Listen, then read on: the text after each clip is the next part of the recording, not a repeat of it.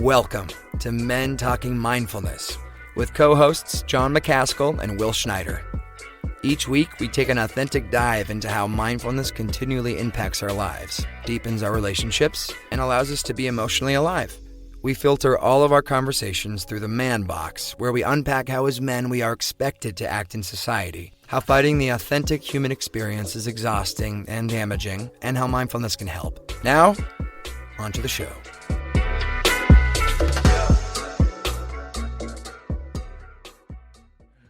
All right. Hey, welcome to Men Talking Mindfulness. Here, John McCaskill here with my brother from another mother, Will Schneider. And I am trying to find my notes, but hey, we are 100% unapologetic and raw, authentic. Today, Will and I are going to be speaking about the beginner's mind. It's something that's very important, something that's very easy to foster, and we're going to be defining it. Before we do that, I want to get into our first sponsor, Naked Warrior Recovery Supplements. Naked Warrior is a service-disabled, veteran-owned and operated supplements company owned by a fellow Navy SEAL. They offer a range of supplements from super greens for energy and recovery to broad spectrum CBD products to immune defense. And we'll be putting the website in the links here shortly or in the comments. But go to that link, check that out, and enter the code MTM2021 to get a 20% off discount. And again, we'll be putting that link in the comments. But with all that said, Will, welcome to the show, brother. Thank you, John. Good to be back. We are episode number 12 for this season. You believe that? Episode number 12. Yeah, it's crazy, man. Time's flying. And we're getting great viewership on the lives and getting great questions. Really appreciate the engagement on the lives. And it's just been phenomenal to watch not only the live engagement, but also the comments after the show. People are sharing the show. So it's really great to see. And I'm loving being on this journey with you, brother. Yeah, same. And I'm super grateful. Well, for you, John, for helping to create this space and the willingness to have these conversations, as well as everyone out there that is getting involved. And we really appreciate so much the comments, the shares, the reviews, the 5-star reviews, the subscription to the podcast. Every week, John, I'm just fueled with more passion, with that responsibility I feel just to kind of move this conversation forward and just have more fun with this as well. I mean, that's really what this is about for me so much. It's a great platform to have some fun. And it is, man. Have some fun. But yes, exactly. That last part right there. Have some fun. I so look forward to the show every week, and I'll always come out of it energized. But also, we're helping people, right? Spreading awareness, spreading mindfulness, spreading love and compassion for one another. And that's definitely things this world could use more of. Always, but in particular, I believe right now is the timing is perfect for it. Yeah. So that said, if you're tuning in for the first time, again, it's Men Talking Mindfulness with John McCaskill, Will Schneider. I'm a recently retired Navy SEAL. I live in Colorado Springs. Will is out there in New York City. We've actually never met face to face, but we are brothers. Love one another, and I love working with you, Will. Today's show, specifically what we're going to be talking about again is that beginner's mindset. And we'll get into that here shortly. But what we do on all our shows is we kick it off with a grounding practice. We wrap it up with a grounding practice. And we also talk about our mindful moments for the week. So that said, if you feel comfortable viewing or listening, go ahead and get into a comfortable position. I like to plant my feet firmly on the ground. I uncross them, put them both firmly on the ground. I put my hands on my lap. I open my palms up and I put them face up.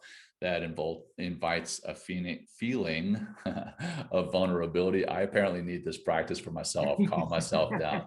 So that invites that feeling of vulnerability, which taps into the parasympathetic nervous system, which helps us to calm down, which again, I probably need right now. I've had too much coffee this morning. And then if you feel comfortable doing so, go ahead and close your eyes. Otherwise, just soften your focus and very acutely bring your attention to your breath. And we'll start with 3 deep cleansing breaths. Begin by breathing out all your air and breathing deep in through the nose. And then nicely and slowly letting that breath go, slowing the exhale, really tapping into that parasympathetic rest and digest. Another deep breath in, breathing deep down into the belly first, expanding that belly and your chest.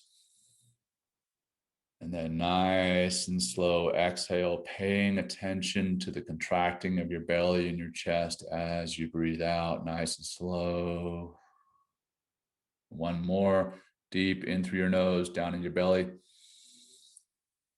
into your chest. And nice and slow, letting that go. Again, focusing on the physical sensation of breathing as you breathe out. And then just breathe naturally. Bring your attention to the space that you're in, the feeling of being in that space. What do you feel? What do you hear? What do you smell? Can you feel air passing over your skin? Can you feel your feet planted on the ground? We rarely feel or rarely think about the feelings of our feet, but it's always there. And if you can bring your attention to the soles of your feet and the feeling there, that can really get you into the space and into the moment, into the here and now. And then just think and let your mind go for the next few moments, just letting it go, relaxing, being present.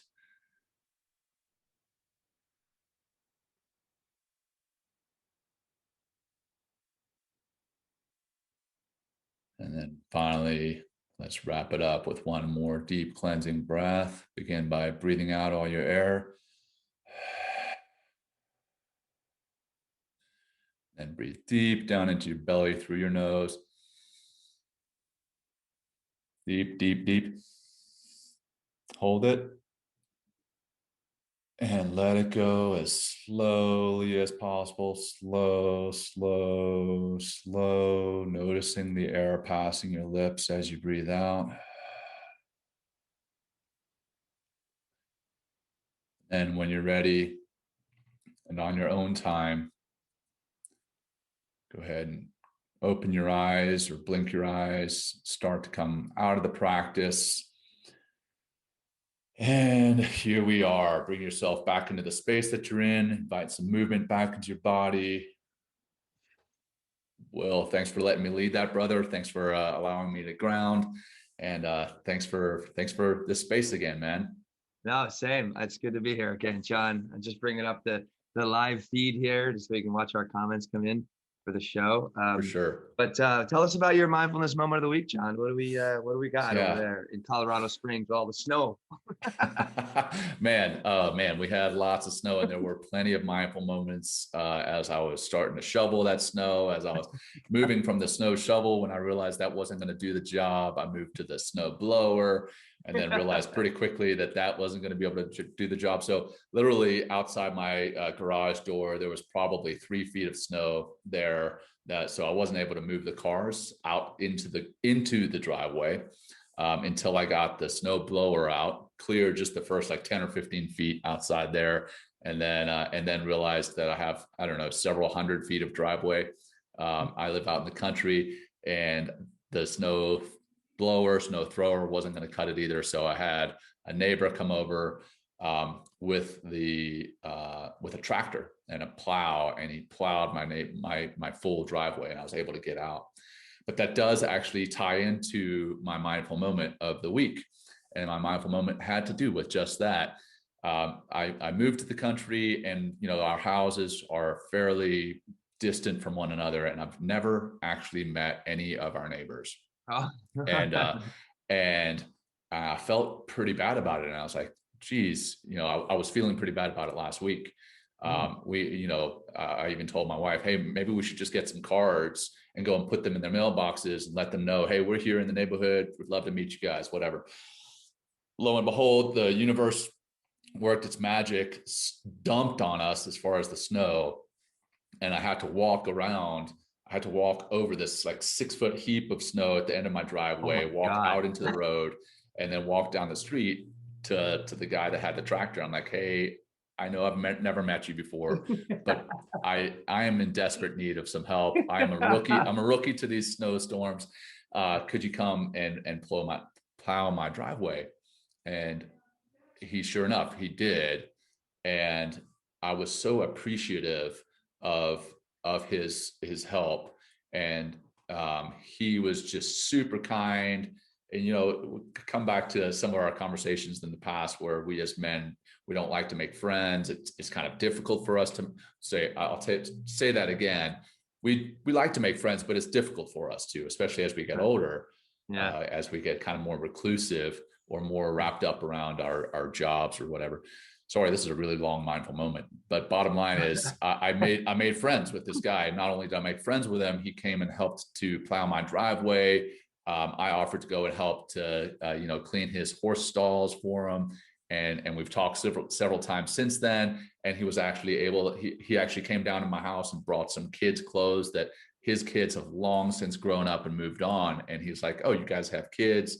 Here you go. Here's some clothes for them. And, you know, they're like country clothes. So it was pretty awesome. And it's just the mindful aspect of that is just the compassion that we can show for one another. And he showed great compassion in coming and plowing my driveway with his tractor. And I was so appreciative of that. And that's the mindful moment from my side is the appreciation, the gratitude that we can show for one another. So that was my mindful moment for the week. Yeah. Well, I appreciate hearing about the vulnerability, John. Ask for help. Yeah. You know what I mean? Yeah. Right. This ties right into today's show. Yeah, exactly. Asking for help and say, hey, like I'm stuck. So good on you, man. That's beautiful. This week I have an aunt, very, very, very dear aunt of mine, passed away a few years ago at 108 years old. 108. That's not like, Thanks. Yes, I know. I knew her my whole life, and her birthday passed on. She's 100% Italian, but her birthday is on St. Patty's Day, March 17th. Oh wow! And I honored her. Like I've never really kind of done this. I mean, she really gets to me, John. My God, she goes right there every time I think about her. And just to honor her in like, I posted on a little bit about her. I talked to some friends. I went back and watched some videos about her just because, we just shared a lot together, and I really loved and cared about her so much. But I feel like she's still with me in a lot of ways. But that was like a big deal for me today or this week, just kind of honoring her birthday and our life together. And how much we shared and cherished, and all the love I have for her, and how she was my biggest fan. And I know she'd be so proud of what I'm doing with the podcast and all the work that I'm doing. And that was like a big moment for you this week, just to, instead of ignoring it and be like, no, and pushing down those feelings and not wanting to get upset, or be emotional, and just being with that. And then I had some Irish whiskey. It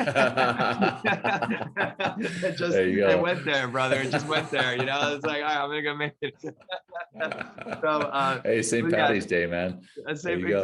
Patty's Day with my Italian aunt at 108 years old. So that was like, and you said fun for me. You said that she would have been proud of you. I'm sure she was proud of you. Prior to the things that you mentioned, I'm sure she was proud of you. And just the fact that you can speak so lovingly about somebody in your family openly, on a podcast here with our millions of listeners. One day, millions of listeners. Next year. I think that's great. And showing that vulnerability, man, shows who you are, the true character. And I love you, brother. So thanks for that mindful moment, man.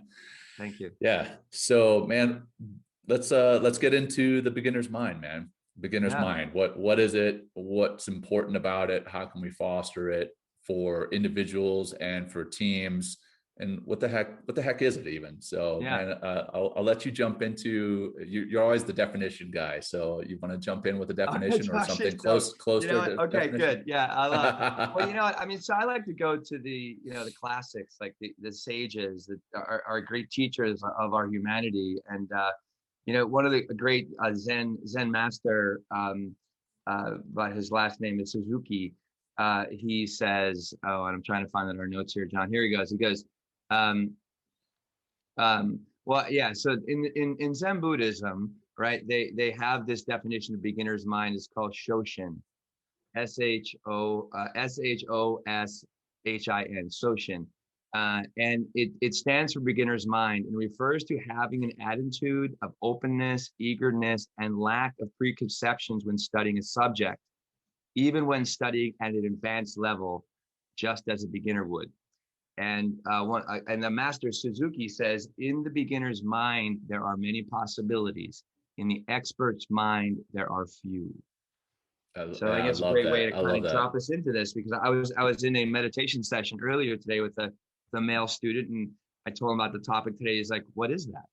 And I was like, "Oh, like it's very near and dear to us, Yeah. but it's like, okay, so let's just get basic and break down what this means." Referring to attitude, openness, eagerness, which is that curiosity, a lack of preconceptions when studying a subject. That's a big concept, especially to that Yeah. know-it-all mindset, right? And Yeah. shifting into that learn-it-all, which we kind of learned Learn it from, all. reinventing masculinity with Ed and Ed. Yeah. Well, what are so I mean, John, why are you actually brought this to us, right? To Men Talking Mindfulness. So what is it that kind of tickles you as far as like why this concept for this show?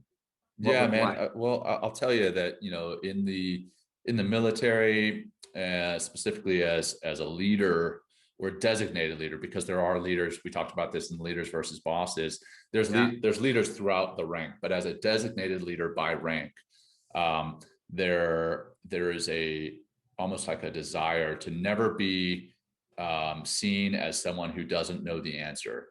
As a matter of fact, someone sent me a clip this morning from an old submarine movie with Matthew McConaughey on it. And Matthew McConaughey, I forget which movie it is, but he's the commander of the submarine. And at some point he says, "I don't know." And his one of his guys pulls him aside and, pulls him to a place where they can talk privately. He's like, "Hey, you're in charge. You can never not know. You must always have the answer." And I think that's an attitude that truly is fostered within the military. And it's a dangerous attitude. It's a dangerous attitude. It's an attitude that leads to a lack of growth. It's an attitude that leads to lack of innovation. And by acting like you know it all when you don't, it can cause bad decisions to be made. Why is it dangerous, John? That's I like that part. where it's dangerous. It can Right. you can be arrogant, not know the answer, and then act as though you do, and make a call on the battlefield that can cost lives. So it's near and dear to my heart in that aspect of things. And then the flip side of things. So leaving the military uniform behind and being a father, I see my kids. I have a 4 and a 2-year-old, and they are asking why all the time about everything. And I find it really, I got to admit, there are times when I'm like, "Oh my gosh, stop asking why." I don't say that, but in the back of my mind, I'm like, "Okay, enough." But at the same time, there are times when they ask why about something that I've never even thought about. And when I have to answer, when I have to take a step back, I'm like, "Oh, why is that?" And like, I'm sure I learned this at some point. I'll give you an anecdotal example that's redundant, but anyway, I'll give you one. How aware of you, John? Yeah. So when my daughter asked me, she was like, when the moon was like half full, she was like, "Oh, I can see the shadow of the earth on the moon. Why do I see the shadow of the earth on the moon?" And I was like, "Wait a minute, is that is that what she's seeing? And I'm sure, like I said, I'm sure I learned this years ago when I was in grade school, but I've long since forgotten. But I was like, what causes the phases of the moon? And I was curious about it, and I looked it up, and I was like, oh, the phases of the moon is actually the shadow of the moon on itself. An eclipse, a lunar eclipse, is the shadow of the earth on the moon, whereas the phases of the moon. Anyway, the reason I even go into that is it taught me something, and I didn't say, hey, I know it all, and that is the shadow of the earth, or I know it all, and this is such and such. I was like, you know what? That's a great question. What is that? Why is that? And, again, that's an anecdote, but you expand that to life, that constant curiosity, you wanting to learn. We talk a lot, beginner's mind. We talk about growth mindset. You may hear that term a lot more often in corporate America or in mainstream media. Growth mindset, they're very similar. You want to learn, you're curious, you want to grow. And so that's what the beginner's mindset is. And that's why I felt it was so important to me, both as a former military leader and as a father. I need to foster that beginner's mindset. So that's why. No, thanks. And you're dead on to. It's interesting to just bring, to how do we get to this beginner's mindset? And it's that eagerness, it's that willingness, I think the big thing for what we're continually tapping into for the show with masculinity is like letting go of control.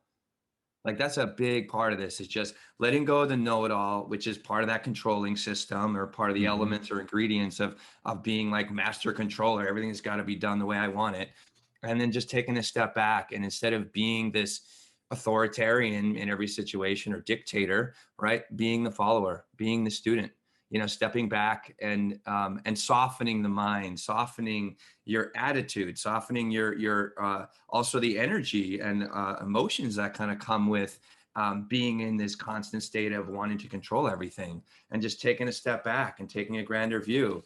And that's like, I think it's interesting, like when you talk about your daughter and that curiosity. I mean, what a great moment for you to learn something, for you and your daughter learn something together. Like you can go watch a documentary, read a book, and just kind of like dig a little bit deeper and just learn together. I think, children, I think John are a great example. I mean, obviously a wonderful example of the beginner's mind, but learning from them, like they're the true, Zen masters of Shoshin. Because they're always like, why, how, what, what is this? And what are the opportunities, John, when we peel away all the structures of being confined, whether it's a male or a female, being confined in a box of being a know-it-all and going into being a learn-it-all.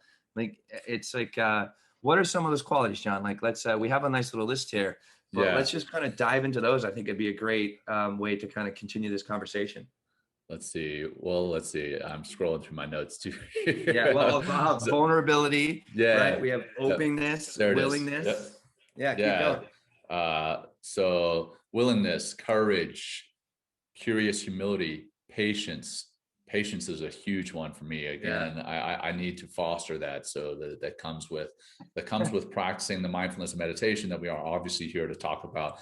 But the beginner's mind that gets fostered through mindfulness and meditation can lead to that patience, flexibility, listening, acceptance of failure. And that's another thing. As an entrepreneur, people talk about failing fast, failing forward, and learning from your mistakes. That I think is another aspect of beginner's mind.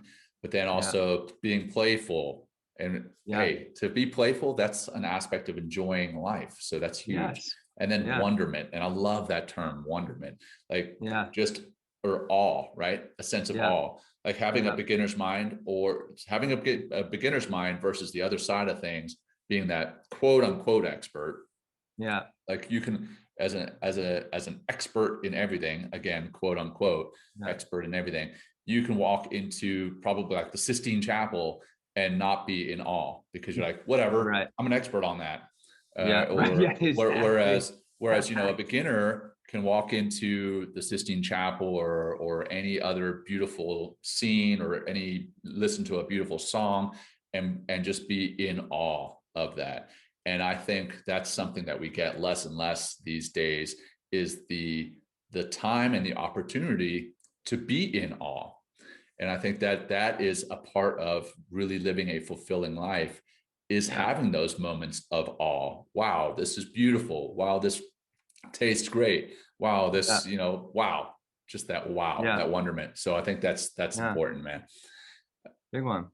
Like there's a great quote that you just bring up, the kind of the dichotomy of like the playfulness versus like the know-it-all. And I've been using this quote by Dostoevsky for years because it really spoke to me a long time ago when I first read it. And he says, and this is in his book, Notes from Underground. And he says, I cannot become anything. And the character that's speaking this line is like an older character in the book. Like he's at his dying ending days and he has this epiphany. And he says, I cannot become anything, neither good nor bad, neither a scoundrel nor an honest man, neither a hero nor an insect.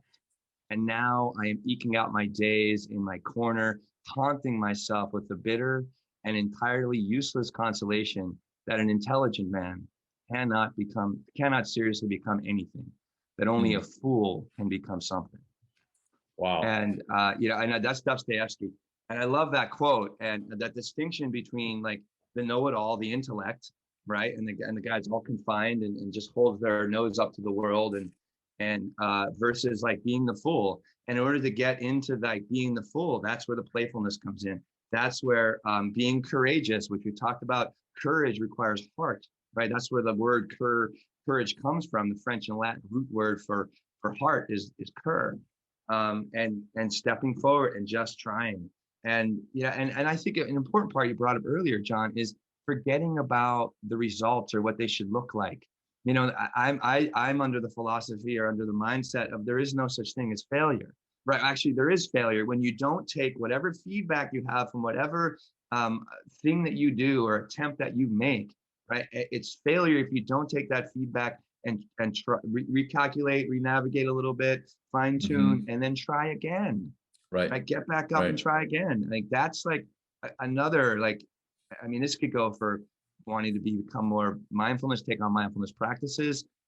You can start to develop more of that, soften into the beginner's mindset by doing something that you've always been curious about: cooking, dancing. We talked earlier before the show about men doing yoga, having preconceived notions about like yoga and what it's for and how it's, feminine or this or that or whatever, and just stepping up and trying it and letting go of that toxic know-it-all, right? Know-it-all kind of know-it-allism kind of mind and attitude, and maybe that's also like that's a book we should write, man. Toxic know-it-allism. Rather than focusing on toxic masculinity. Yeah, man. Yeah, and I'd love to go through some like personal examples, right, of where we've either been the beginner and practiced that beginner's mindset, or the other side of the spectrum where we've been the quote unquote expert and hey, we know it all, man. I ran into that several times in the military, and I've run into it even since leaving, both sides of that, where I'm playing both characters. Since leaving the military, or not since leaving the military, but since having kids, and that's kind of crossed over from when I was in the military until now. I thought going into fatherhood, which is so arrogant, that I knew it all. So I have 3 older sisters. Having not been a father before. Yeah. Having not been a father, right? Right. I have 3 older sisters and they have children. And, and I would go home and visit them, or I, see their kids on social media, and I would offer completely unsolicited advice about how to parent. And yikes. Talk about beginner's mind. As soon as my daughter was born, I actually caught her when she was born. I was like, oh shit. I don't know anything about this. And it really opened my eyes to my lack of knowledge of being a father. But since then, I learned something new every day about being a father. I learned something about, physically taking care of my kids. I learned how their actions can affect my emotions, and how I need to take control as the father, as the parent, I need to manage those scenarios.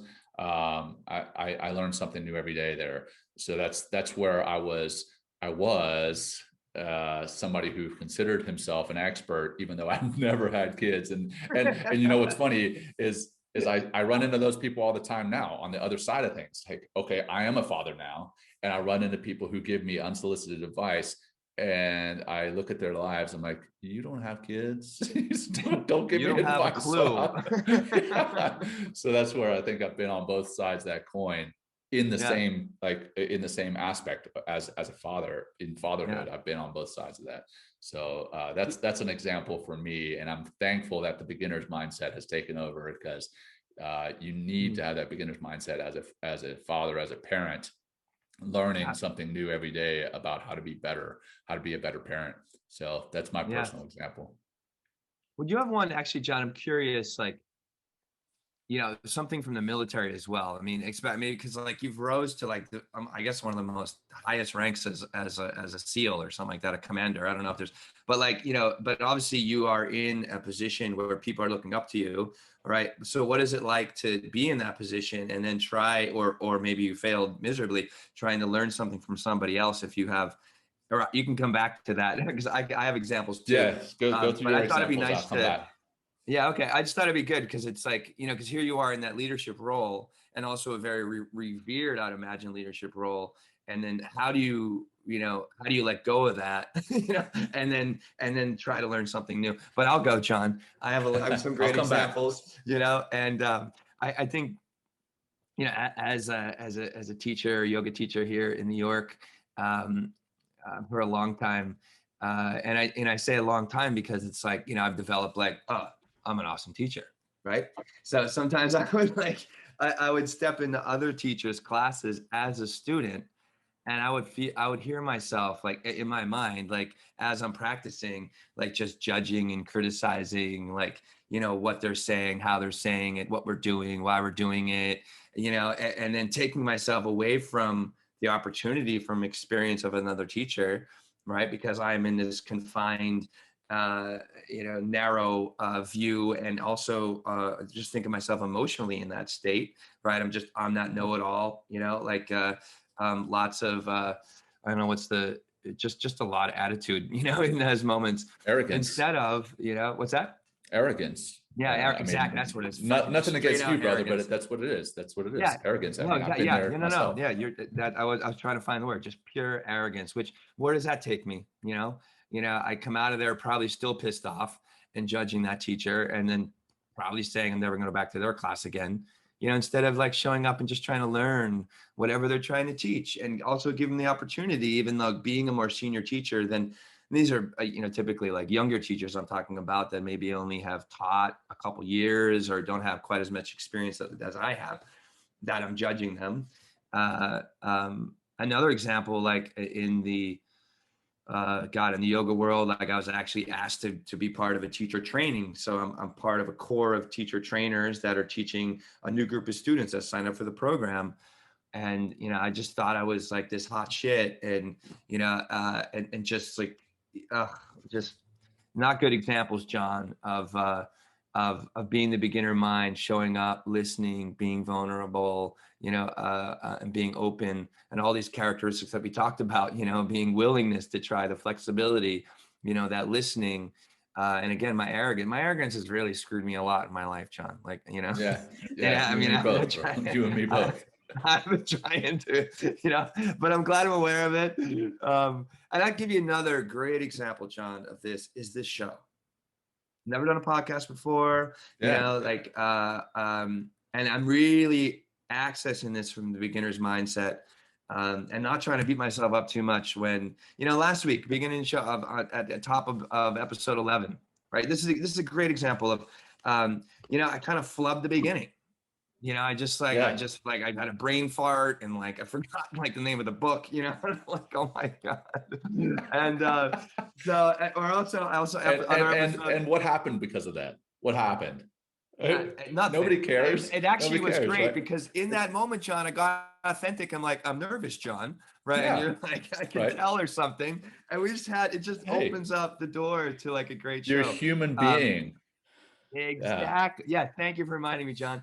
Yeah. Also, other episodes I've gone back and I've listened to earlier episodes, and I'm constantly getting better as a speaker. And I've actually made notes last week after the show because like I was really beating myself up. Like, oh my God, I really screwed up. I sounded like such a fool. Oh God. I was like, and then I'm like, got to a point. It's like, well, how do I never let that happen again? Or how do I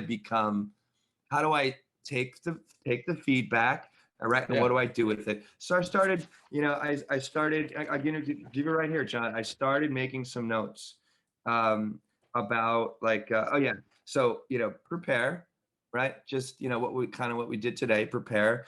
And then I just wrote here, it's like trust, listen, slow down, and prepare. And that's just like what I'm learning about this show. It's like we want it to be we want it to be spontaneous, but also professional and fine tuned in some ways. And this is just one thing that I learned as being a podcaster, but also being a student of podcasting and not being the ultimate podcaster that never podcasted before. I mean, that's ridiculous, right? Right. So, yeah. And so I want to come back to that.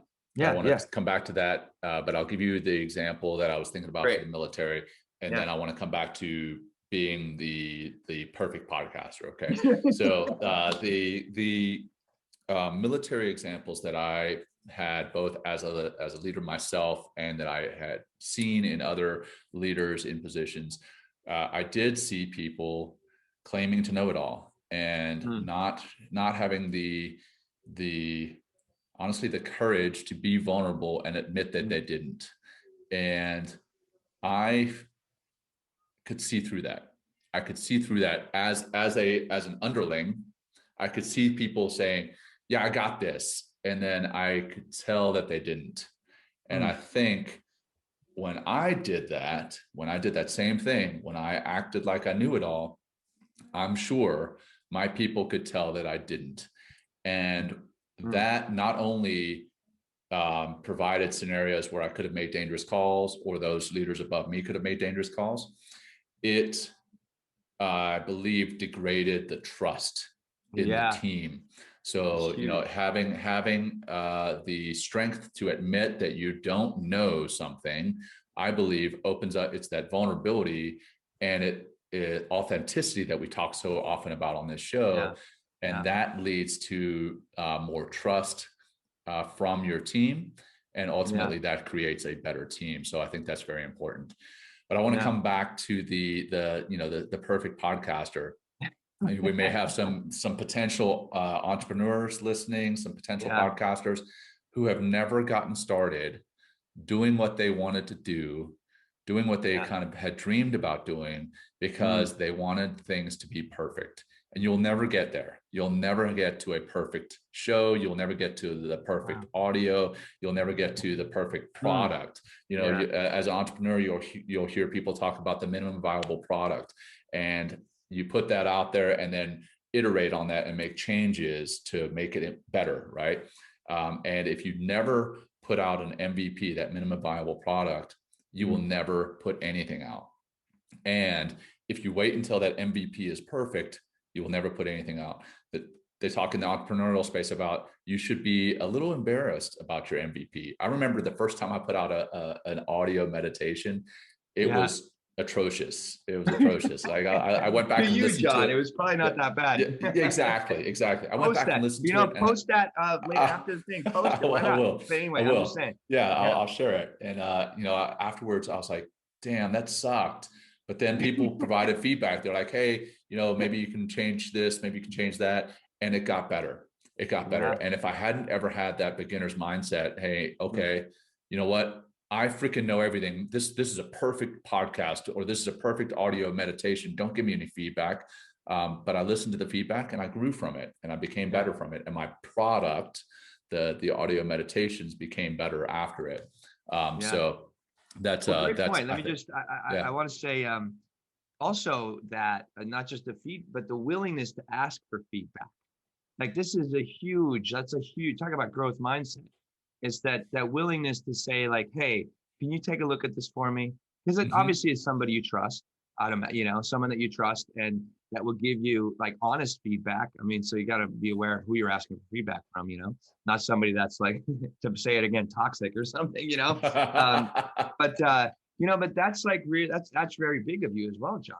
Like, and that's that part of that growth and beginner's mindset. It's just like, eating that humble pie. We talked about humility. It's like, Yeah. it's very, it doesn't, it's sometimes it can be a little bitter, the humble pie, but there's sweetness, as I guess it kind of digests in your Yeah. body and in your mind, because then you become a better podcaster. Then you become better at creating audio meditations or anything, because Yeah. the willingness to ask for help, to be courageous, to not be afraid to one of my acting coaches a long time ago, and that's like, that helped me really get a lot of balls, just being bold, just acting. And I said this before on the podcast. He goes, if you're going to get a bloody nose, you might as well fall flat on your face. And I was like, all right, you know what? You're right. So I would just go and try, rehearse with all different types of variations on entrances or something like that. But I would learn in that process. That's the Yeah. thing. Like I would learn by taking that risk and being bold and putting my best effort forward, Right. my best effort. Right. And again, not being attached to like, what are people going to think? Or, is this going to sound right? Or that never works because it lacks a tremendous amount of authenticity. You Yeah. mentioned the word Yeah. perfect, John. I think is important here. Perfect. You want to be perfect at something, be perfect at showing up, be perfect at being playful, be perfect at trying. Like those are the three things that I want to be perfect at all the I time. And like I that. invite everyone else as well. It's like I tell my meditation yoga students, so you don't want to be perfect at something, be perfect at showing up. Just Yeah. get here. Just get That's here, right. because that's where we start to learn. That's where we begin to, just access a greater sense of self, because we're working through courage and we're being vulnerable and open. I love that, man. I love that. Yeah. Mhm. And that is, 90% of growth is showing up, and Yeah. then the other 10% takes care of itself by your being there, right? Be that Yeah. physically or mentally, you're showing Yeah. up. That's the big part. I want to get into just a couple of other things, and then we'll get into how steps that you can do to Yeah. develop that attitude. Love it. But this Zen koan that is super powerful. It says that there was a master and a student, Mm. and the master, or rather the student, his name Phaon, was going on a pilgrimage, and the master says, "What is the purpose of this pilgrimage?" And Phaon says, "I don't know." And then the master says, "Well, not knowing is the most intimate." So Mm. that this student is like, "I don't know the point of this pilgrimage," but he was doing it anyway, and Yeah. not knowing was the beauty. Not knowing why he was going on the pilgrimage Yeah. allowed him to have that beginner's mindset, and not Yeah. knowing. So that was pretty powerful. And then I cut and paste some notes from this research. We try to do a little research before our shows, and I cut and paste this, and I thought it was great. It Yeah. says, "At times, knowing can fog your vision." And that sentence is kind of counterintuitive. A lot of the time people think you have to know everything, but a lot of the time knowing can actually fog your vision. It Yeah. keeps us stuck in grooves of patterns and tightly held beliefs, blinded by sameness and ways of living that limit the growth of heart and mind. When we loosen the grip of knowing and identifying, a journey towards new horizons begins, and we expose ourselves to the possibility that life can look, feel, and be different. That I loved. I had to cut and paste that one and make sure I read it verbatim because it was so powerful. Yeah. So yeah, man, let's get into some steps that we can take to develop that attitude of mindfulness, or sorry, the attitude and mindset of beginner's mindset. Yeah. And then we'll start to wrap it up, man. The time always Yeah. flies on these shows. What I'm saying, yeah, it's like things move fast. Like, well, Yeah. I think, well, yeah, I'm. We mentioned in notes here, and we've talked about the last few weeks are the reinventing masculinity. There are 5 C's. I think our great is a great attitude, a great part of that, the ingredients of that mindset. Yeah. Was curiosity, courage, compassion. I'm missing one. Yeah, I think we're missing two. I know. Well, I know commitment. I know commitment is one of Commitment, them. Um, compassion, like, courage, keep caring. Oh man, we're slaughtering that. Ed I and know. Ed It's would like, be ashamed. I have the book somewhere, but yeah, but like those are great ways to start. To take those steps. Like, what else comes to your mind as far as we have here stepping out of your comfort zone, letting go of control, being the student. Great opportunity to deal with the limitations brought forth by frustration, know-it-allism. There's rigidity that we talked about, letting go of the callousness of that know-it-allism kind of thing. yeah. Um, Yeah, I think some people talk about doing something every day that scares them.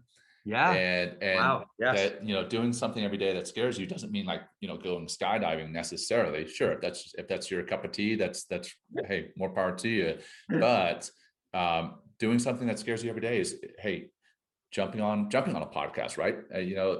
2 years ago, if somebody had said, hey, that I was going to be broadcasting live and then turning it into a podcast, I would have been like, no way, I'm an introvert, no way am I doing that. But it scared me, but it has helped. Yeah. It's forced me to grow. It's forced me to Yeah. grow in ways that I never anticipated. Doing things like public speaking, that's one of people's number one fears. If you're uncomfortable doing that, try it out and see what happens. Sure, you may fall flat on your face, but again, as Will and I were talking about, if you don't learn from that, that's where you're failing, and you can grow from that. So doing something that scares you, doing something that's new to you, doing something that you truly are the beginner at every day or very often, that's going to foster that beginner's mindset. And then going back to my children and the way that they are, asking questions more often. Why? And asking for help too. Yeah. Asking for help. Asking for help is huge. But also just being curious. Why is that? Why is the sky blue? Something as simple as that. Like, why is the sky blue? Hey, I would love to know, why is that? I'm sure I learned that again at one point, but after this show, I'm going to go and look it up because I am curious. But being curious about things, I think that's a way to do it. Yeah. And then I've got six like, no joke, lined out ways to navigate and develop that beginner's mindset. I'll run through those real quick, and then I'll turn it over to you for any closing comments and the closing practice. So 6 practices to develop beginner's mindset and navigating the unknown is consciously choose to drive or walk a new way to work, and notice what you see and experience along the way. Noticing what you see. Yeah, it's like those micro adjustments, little subtle changes, like driving a new way to work, getting in the wonderment of the world, just seeing the thing. Yeah, sorry. And that's an exact, like my wife and I did that a couple of weeks ago, drove into our neighborhood from the complete other side. We had never done it. And we're like, wow, there's all sorts of houses here that we never knew about. There's great, beautiful things that we never saw. I mean, that's a beginner's mindset. Commit to watching a sunrise every day for 7 days. And I sent a picture to Will this morning of our sunrise out here, and it's just unbelievably beautiful. Share it. And then practice mindful eating. Like, look at the examples of the details of the food. And we talked about mindful meals in the past, but actually taking in all the senses that come into play as you eat those meals. Yeah, there's the sunset. For those of you who aren't listening, Will's whole sunrise. Sunrise. Yes, sunrise. That's the sunrise this morning, this very morning. So for those of you who are listening, Will held that up, and maybe if you really want to see what that looks like, you can check it out on the YouTube version when this comes out there. But we talked about mindful eating, tapping into your creative child through dance, art, painting, coloring, yoga. Hey, that's a great way. List 10 things that you do not want to do. Acknowledging the things we don't want to do often gives us insight into what we do want to do. And then we've talked about this before as well. Journaling, that's one of the very powerful things that you can do to change the way that your mind is wired, but it can also open up that curiosity and that beginner's mindset. So those are some That's what beginner's mindset is. That's how to foster it. And that's why it's Yeah. important to both you and your teams. I think we covered everything we promised we were going to cover, man. Over to you. I want to, I just want to double down on a couple of, the essence of some of these things is getting physical. Like, instead of it just being always like, and I think it's important to, to read and get more knowledge, like information. I think it's like, I heard Wayne Dyer a long time ago made a distinction of like information and inspiration, right? When you're information is when you're in form, right? You're always in form, whereas inspiration means you're in spirit. And it's a way to kind of bridge the gap is the physical nature of doing things, right? So, not like I do I've done some dance before. I mean, not dance, but like some cha-cha, merengue, just learning the dance steps and stuff like that. As an example, or cooking, because when we get physical, John, and we come right up against, especially when we were super clumsy and we are a brand newbie to whatever you're trying to work with and be with, really begin to run up against those feelings of the know-it-all and the control freak.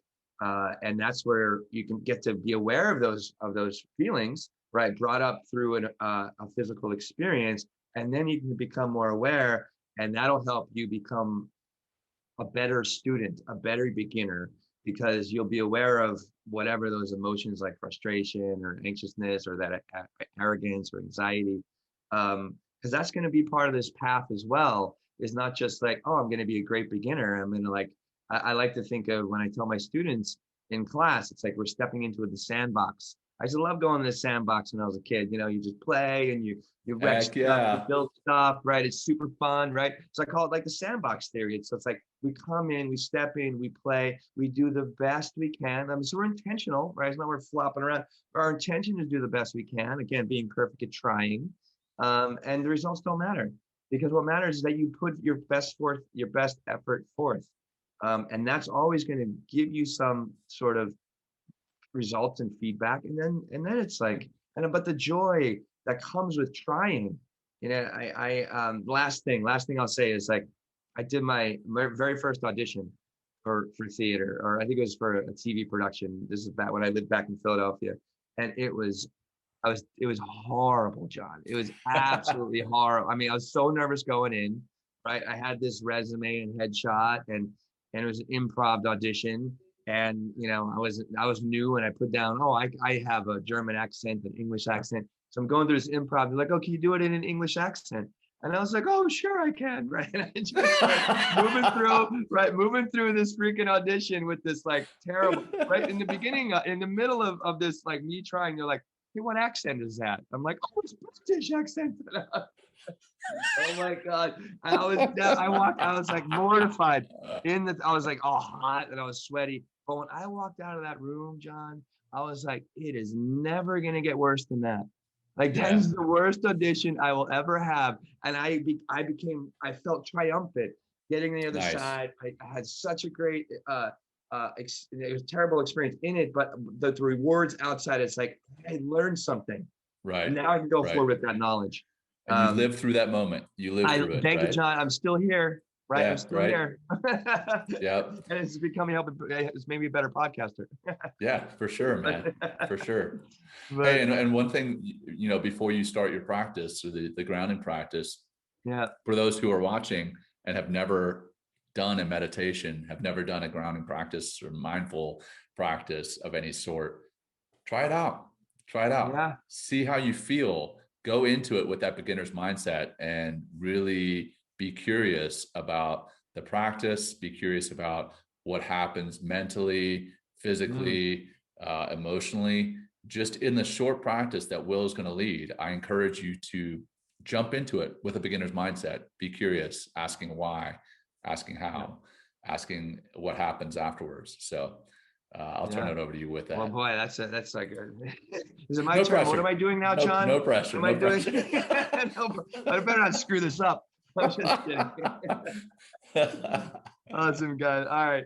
Thank you for that, John. What a great segue into our grounding practice. So maybe change your seat, right? Sometimes, it's doing the same things all the time is considered crazy. So maybe sit a different way, or maybe stand up, or if you're, walk around the grocery store or something and you can't sit, then make contact with yourself in some way. Interlace your fingers, maybe bring a hand across your belly or your chest, or both.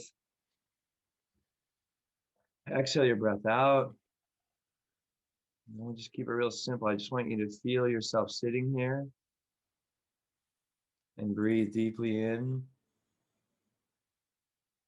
Exhale very slowly out, and just feel your body in this space. If you're sitting down, you can feel your sit bones. If you're standing up, you can feel your feet on the ground. And just notice simply the flow of your breathing in and out of your nose.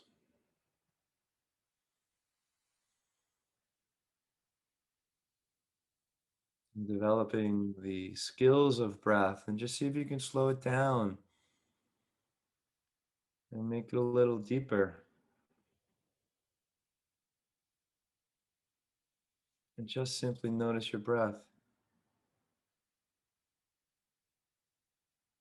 And just gaining control of your breath, but not in a rigid way, but in a way that feels good, that softens you,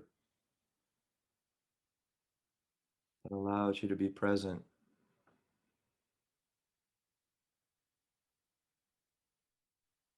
Keeps you connected to your heart.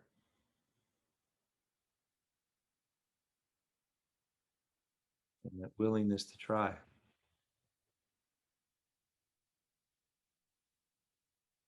Just find 3 more breaths. Inhale through the nose. See if you can create a bigger breath. Keep going. Inhale more. And then pause for a second here. And as gently as you can through the nose, exhale out.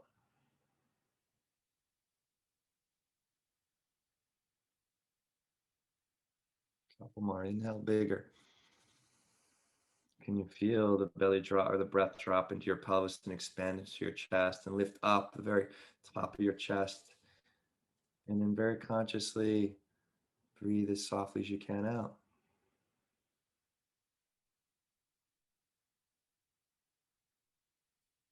Last one.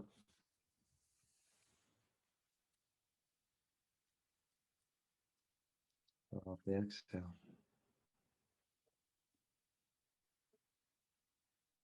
Just take a moment and notice how you feel emotionally. It's okay if you're still battling with anxiety or frustration or stress, whatever. But just being aware and noticing is, again, part of that showing up and practicing, doing the best you can. Get ready. If your eyes are closed, open them up.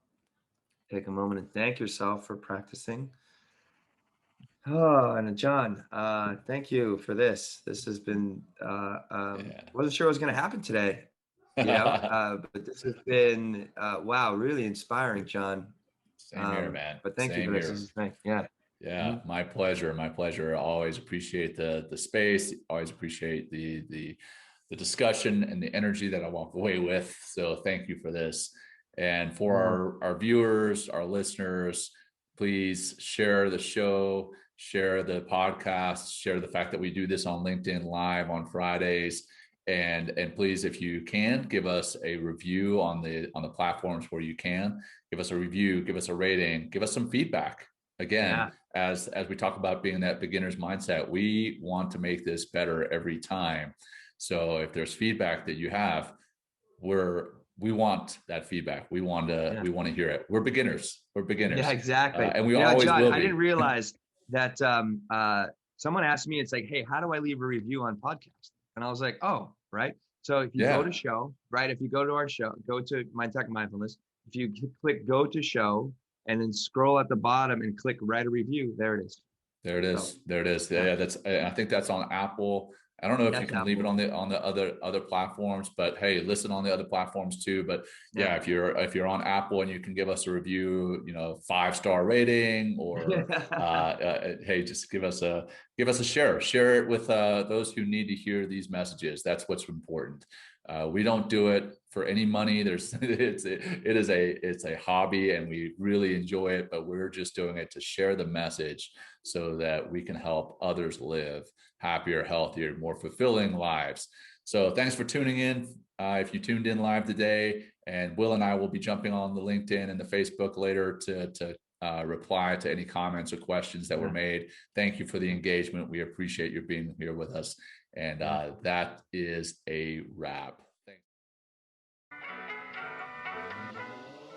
Thanks for joining Will and John on Men Talking Mindfulness. If you enjoyed the show, please like and share it with your friends and family, and please, we would appreciate a review too.